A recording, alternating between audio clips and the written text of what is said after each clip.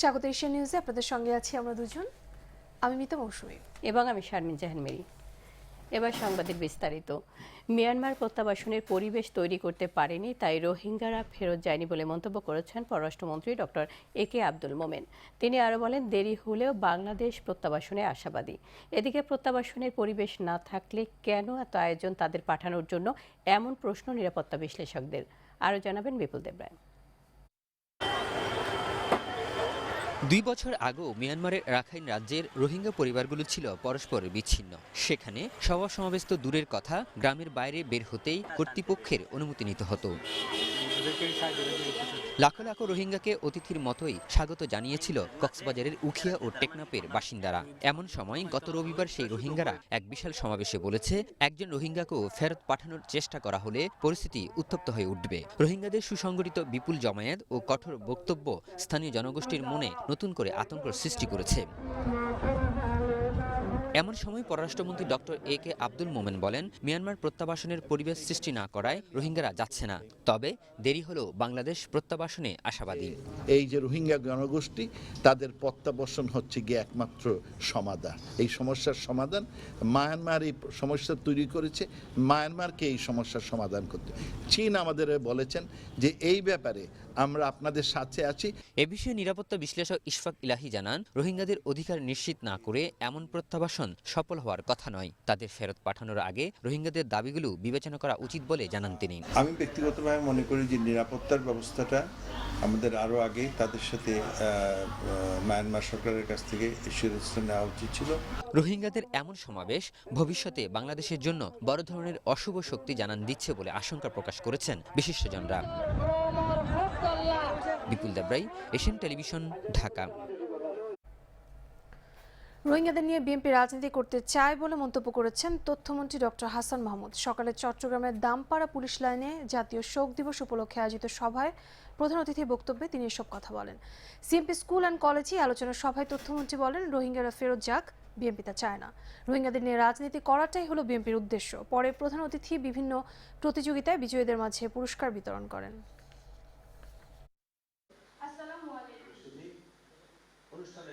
জাতি, সেই বাঙালি জাতিকে আর এই সালামটি দেখেন কেমন ছিল।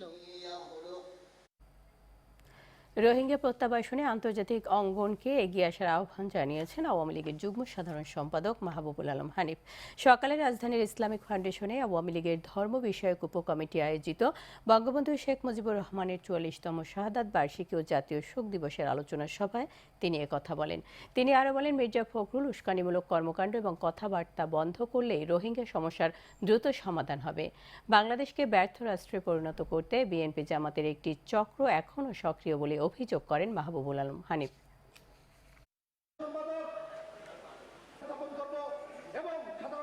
রোহিঙ্গা সমস্যা এটা বাংলাদেশের শুধু সমস্যা নয়, এই সমস্যার গোটা বিশ্বের সমস্যা। আমরা যদি বিশ্বে যদি গণতন্ত্র প্রতিষ্ঠা করতে চাই, আমরা যদি মানুষের অধিকার প্রতিষ্ঠা করতে চাই, মানবাধিকার প্রতিষ্ঠা করতে চাই, তাহলে সারা বিশ্বকে এগিয়ে আসতে হবে এই রোহিঙ্গাদেরকে দ্রুত পুনর্বাসন করার জন্য, তাদেরকে দেশে ফিরিয়ে নেওয়ার জন্য। কৃষকরা যাতে ধানের ন্যায্য মূল্য পায়, তাই আগামী মৌসুমে নিরীক্ষার মাধ্যমে সরাসরি কৃষকের কাছ থেকে সরকার শতভাগ ধান কিনবে বলে জানিয়েছেন কৃষিমন্ত্রী আব্দুল রাজ্জাক। সকালে বঙ্গবন্ধু শেখ মুজিবুর রহমানের ৪৪তম শাহাদাত বার্ষিকী ও জাতীয় শোক দিবস উপলক্ষে রাজধানী খামারবাড়িতে বঙ্গবন্ধু ডিপ্লোমা কৃষিবিদ পরিষদ আয়োজিত আলোচনা সভায় এই তথ্য জানান তিনি। এই সময় তিনি বলেন, ধান কেনার সাথে সাথে কৃষকদের তালিকা দিতে হবে। সরকার পরবর্তীতে টিম পাঠিয়ে সঠিক কৃষকের কাছ থেকে ধান কেনা হয়েছে কিনা তা যাচাই করবে। আসলে কৃষকের কাছ থেকে কিনেছি কিনা, আদৌ কৃষকের কাছ থেকে কিনেছি কিনা, সেই কৃষকের লিস্ট আপনারা দিবেন না একজন ব্যবসায়ী কিছু কৃষকের নাম দিয়ে ধান দিয়েছে। কৃষকের নাম দিবেন, ঢাকা থেকে টিম যাবে, আমরা অন্তত 25-30টা টিম পাঠাবো বিভিন্ন উপজেলায়। কৃষি কর্মকর্তা ইউনো যে লিস্ট আমাদেরকে দিয়েছে, সেই কৃষকের জিজ্ঞাসা করব যে আপনি কি সত্যিকারের অর্থে আপনি ধান দিয়েছেন কিনা এবং 1040 টাকা প্রতি মনে দাম পেয়েছেন কিনা। চুয়াডাঙ্গায় পুলিশ ও দুদল মাদক ব্যবসায়ীর মধ্যে কথিত বন্দুকযুদ্ধে রোকনুজ্জামান রোকন নামে এক ব্যক্তি নিহত হয়েছেন। আইনশৃঙ্খলা বাহিনীর দাবি, রোকন শীর্ষ মাদক কারবারি। বৃহস্পতিবার মধ্যরাতে দামুড়হুদার জয়রামপুর কাঁঠালতলা গ্রামে এই ঘটনা ঘটে। পুলিশ জানায়, দুদল মাদক কারবারির গোলাগুলির খবরে জয়রামপুর কাঁঠালতলা গ্রামে যায় পুলিশের একটি দল। এ সময় পুলিশকে লক্ষ্য করে গুলি চালায় মাদক ব্যবসায়ীরা। পাল্টা জবাব দেয় পুলিশও। এক পর্যায়ে গুলিবিদ্ধ হয়ে মারা যান রোকন। রোকনের বিরুদ্ধে মাদক ডাকাতি সহ 10টি মামলা রয়েছে বলে জানায় পুলিশ। এদিকে চট্টগ্রামের বাঁশখালীতে র্যাবের সঙ্গে বন্দুকযুদ্ধে মোহাম্মদ ইরান নামে এক জলদস্যু নিহত হয়েছে।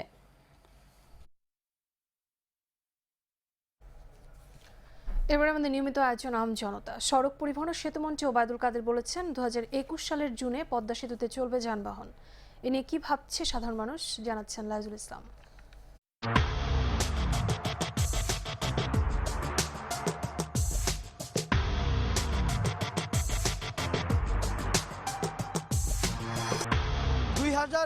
সালের জুনে পদ্মা সেতুতে যান চলাচল করবে, এমনটি বলেছেন সড়ক পরিবহন ও সেতুমন্ত্রী।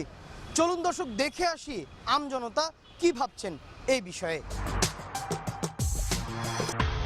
পদ্মা সেতু হলে আমাদের ঢাকার একটু চাপ কমতে পারে, কারণ বিভাগীয় অঞ্চলে যদি ওরা স্থানান্তর করা হয় বিভিন্ন কাজকর্ম, তো ঢাকা থেকে চাপটা কমতে পারে। অবশ্যই এটা উন্নয়ন হবে যদি কাজটা হয়ে যায়। বাংলাদেশে যোগাযোগের ব্যবস্থা ভালো, সুব্যবস্থা আছে।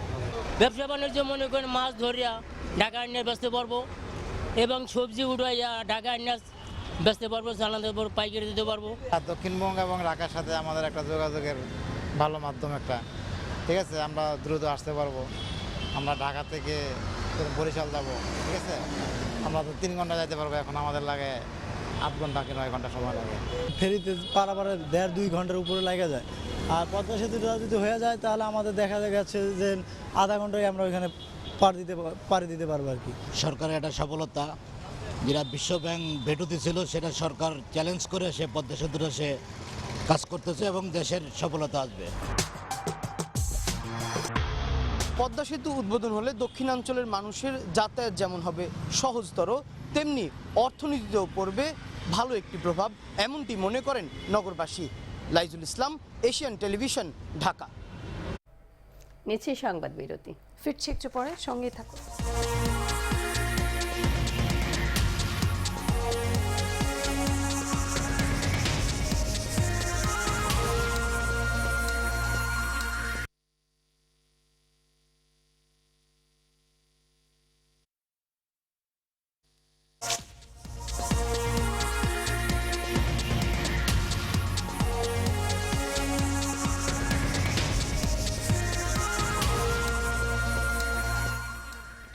সংবাদ বিরতি শেষে আবারও স্বাগত এশিয়া নিউজের সঙ্গে আছি আমরা দুজন, আমি শারমিন জাহান মেরি এবং একই সঙ্গে আছি আমি মিতা মৌসুমী।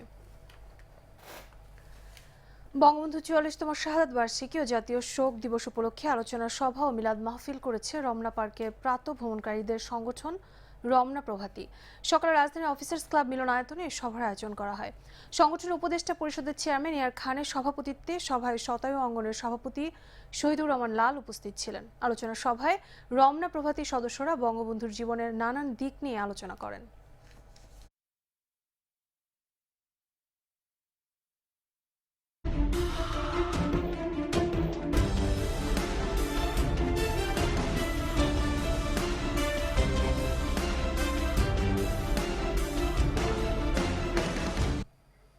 সারা বাংলা প্রসঙ্গ। গোপালগঞ্জের টুঙ্গিপাড়ায় জাতির পিতা বঙ্গবন্ধু শেখ মুজিবুর রহমানের সমাধিতে শ্রদ্ধা জানিয়েছেন রূপালী ব্যাংকের নবনিযুক্ত ব্যবস্থাপনা পরিচালক ও সিও মোহাম্মদ ওবায়দুল্লাহ আল মাসুদ। দুপুর 12:30টায় সমাধি সৌধবেদিতে পুষ্পস্তবক অর্পণ করে শ্রদ্ধা জানান তিনি। পরে ফাতিহা পাঠ ও 15 আগস্টে নিহত শহীদদের আত্মার মাগফিরাত কামনায় দোয়া ও বিশেষ মোনাজাত করেন। এ সময় ব্যাংকের জিএম অশোক কুমার সিংহ রায় সহ ব্যাংকের ঊর্ধ্বতন কর্মকর্তা ও সিবিআই নেতৃবৃন্দ উপস্থিত ছিলেন।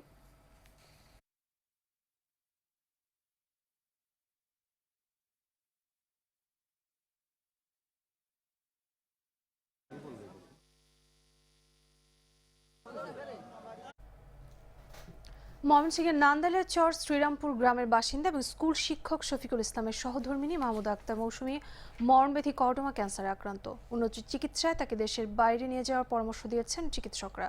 তাই বিত্তশালীদের সহযোগিতার দিকে তাকিয়ে 2 সন্তানের এই জননীর পরিবার। প্রতিনিধি আবু তোরাব রাসেলের পাঠানো তথ্য ছবিতে আরো জানাচ্ছেন। 2টি সন্তান তার। বড় ছেলের বয়স 4 বছর 6 মাস আর ছোট বাচ্চার বয়স মাত্র 2 মাস, যার কিনা আজও মায়ের কোলে ওঠার সৌভাগ্য হয়নি। কেননা মা তো নিজেই পাশ ফিরে শুতে পারেন না, সন্তানকে কোলে নেবেন কিভাবে? ময়মনসিংহের নান্দাইলের চর শ্রীরামপুর গ্রামের বাসিন্দা, স্কুল শিক্ষিকা এবং সিলেট শাহজালাল বিজ্ঞান ও প্রযুক্তি বিশ্ববিদ্যালয়ের 2003-04 শিক্ষাবর্ষের শিক্ষার্থী শফিকুল ইসলামের সহধর্মিণী মাহমুদা আক্তার মৌসুমী মরণব্যাধি কর্ডমা ক্যান্সারে আক্রান্ত। হাসপাতালের বিছানায় অসহ্য যন্ত্রণায় তার জীবন প্রদীপ এখন নিভে যাওয়ার পথে। নিউরো মেডিসিন স্যারদের সহযোগিতায় জানতে পারলাম যে কর্ডমা নামক রোগে আক্রান্ত। আমি কঠিন ও জটিল রোগে আক্রান্ত, আমার 2টা মাসুম বাচ্চা আছে। বাংলাদেশে এই রোগের উন্নত চিকিৎসা নেই বলে জানিয়েছেন চিকিৎসকরা, কিন্তু দেশের বাইরে নিয়ে মৌসুমীর চিকিৎসার কথা ঘুণাক্ষরেও চিন্তা করতে পারছে না তার পরিবার, কেননা তার জন্য প্রয়োজন 20 লাখ টাকা। আমার সুখ আপনারা সবাই সাহায্য করে। সমাজের সকল বিত্তশালী এবং মাননীয় প্রধানমন্ত্রীর কাছে সহযোগিতা করার দাবি করতেছি। আপনারা যারা দেশের বিত্তশালী, ওরা যদি সাহায্যের হাত বাড়িয়ে দেন, হয়তো একটা প্রাণ বেঁচে যাবে। এমত অবস্থায় আপনাদের একটু সহযোগিতায় হয়তো নিষ্পাপ ছেলে দুটি ফিরে পাবে তাদের মাকে। একটি পরিবারের মুখে ফুটবে ভালোবাসার হাসি। মাজহারুল আমিন শুভ, এশিয়ান টেলিভিশন।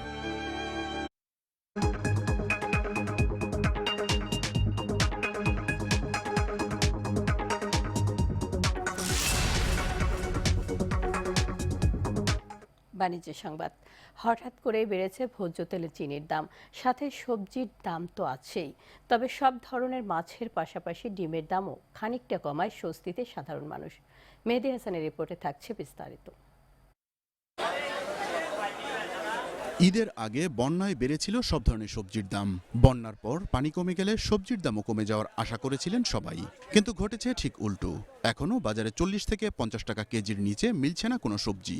বন্যা পানিটা শেষ হয়েছে, কিন্তু যে সবজিটা করছে এই সবজিটা আনতে সময় লাগে, একটু সময় লাগবে। অত এই মাসের ভিতরে আপনার মাল আইসা পড়বে। ঢাকা শহরে বাংলাদেশে 1 লিটার পানির দাম 30 টাকা, ওই হিসাবে সবজির দাম অত বেশি না। আপনি নিজের বিবেচনা করেন। সব ধরনের মশলার দাম বেড়েছে ঈদের আগেই। এখন নতুন করে বেড়েছে চিনি, খোলা ময়দা এবং সয়াবিন তেলের দামও। তবে সুখবর আছে মাছের বাজারে। ইলিশ মাছের দাম কম আছে। ইলিশ মাছ এগুলা আগে বিক্রি করতাম 1 কেজির উপরে, বিক্রি করতাম 1500-1600, আর আজকে বিক্রি করতেছি 1000 টাকা কেজি। মুরগির দাম আগের মতোই থাকলেও উল্লেখযোগ্য হারে কমেছে ডিমের দাম। আগে ছিল আপনার 900 বেচি, 920 টাকা বেচি, বর্তমানে এখন বাজারে 750 থেকে 30 এরকম মধ্যে বেচা কিনা হইতেছে। ব্রয়লারটা বর্তমানে 120 থেকে 25 টাকা, আর পাকিস্তানিটা বর্তমানে 240 থেকে 50 টাকা। মেহেদী হাসান, এশিয়ান টেলিভিশন, ঢাকা।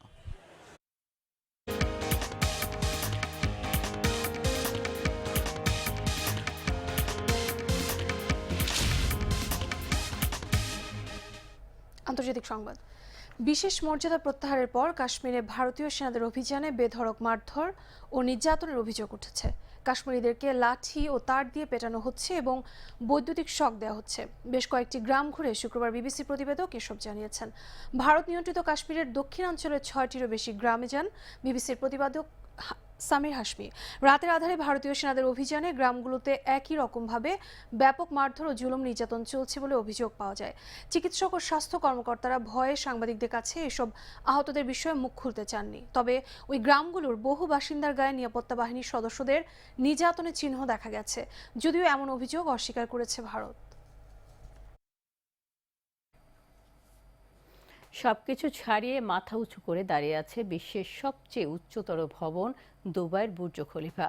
তবে এ ভবনকে টক্কর দিতে মালয়েশিয়ায় তৈরি হতে যাচ্ছে মার্দেকা পিএনএ 118। বিশ্বের সর্বোচ্চ ভবন তৈরির নেশা থেকেই এই উদ্যোগ, জানিয়েছেন উদ্যোক্তারা। মালয়েশিয়া প্রতিনিধির জহিরুল ইসলাম হিরনের তথ্য ছবিতে বিস্তারিত তানজিলা তামান্না রিপোর্টে।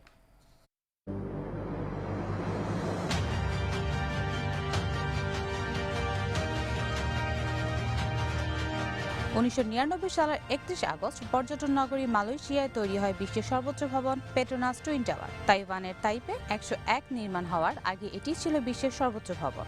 পরে চীনের সাংহাই টাওয়ার আর দুবাইয়ের বুর্জ খলিফা নির্মাণ হলে উঁচু ভবন নির্মাণের তকমা থেকে ছিটকে পড়ে মালয়েশিয়া। এবার তারা হারানো গর্ব ফিরে পেতে চায়, তৈরি করতে চায় 118 তলা বিশিষ্ট মার্দেকা পিএনবি 118। মার্দেকা নামক স্থানে মালয়েশিয়ার স্বাধীনতা ঘোষিত হয়। সাবেক মার্দেকা পার্কের জায়গাতে নির্মিত হচ্ছে টাওয়ারটি।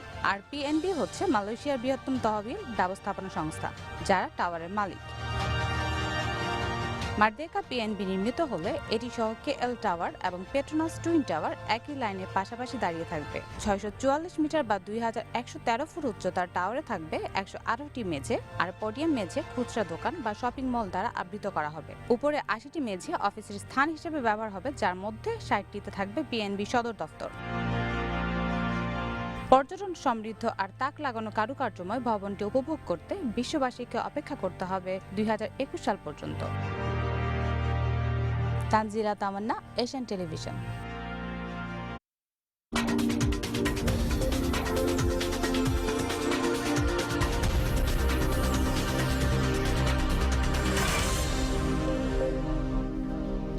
খেলা খবরে ফুটবল। অনন্যায় কীর্তি গড়লেন ফন ডাইক। লিওনেল মেসি ও ক্রিস্টিয়ানো রোনালদোর মতো তারকাদের হারিয়ে প্রথমবারের মতো ইউরোপের বর্ষসেরা ফুটবলারের পুরস্কার UEFA men's player of the year জিতেছেন লিভারপুল ও নেদারল্যান্ডসের এই ডিফেন্ডার। প্রথম কোনো রক্ষণভাগের ফুটবলার হিসেবে এই পুরস্কার জিতে রেকর্ড গড়েছেন তিনি। বৃহস্পতিবার রাতে মোনাকোতে উয়েফা চ্যাম্পিয়ন্স লিগের ড্র অনুষ্ঠানে পুরস্কার তুলে দেওয়া হয়। 2018-19 মৌসুমটা স্বপ্নের মতো কেটেছে ফন ডাইকের। ইংলিশ ক্লাব লিভারপুলের চ্যাম্পিয়ন্স লিগ জয়ে বড় ভূমিকা রেখেছেন এই ডাচ তারকা। এছাড়া জাতীয় দল নেদারল্যান্ডসকে নিয়ে গেছেন ইউরোপা ন্যাশনস লিগের ফাইনালে। এদিকে উয়েফার বর্ষসেরা ফরওয়ার্ড হয়েছেন লিওনেল মেসি, বর্ষসেরা গোলরক্ষক লিভারপুলের আলিসন বেকার, সেরা ডিফেন্ডার হয়েছেন সেই ফন ডাইক।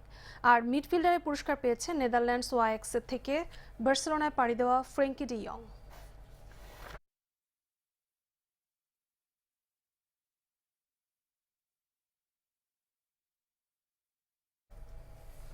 এই ছিল আমাদের এখনকার মতো সংবাদ আয়োজনে। আমাদের পরবর্তী সংবাদ বিকেল 5টায় দেশ সংবাদ দেখার আমন্ত্রণ রইল। থাকার জন্য ধন্যবাদ সবাইকে। ধন্যবাদ।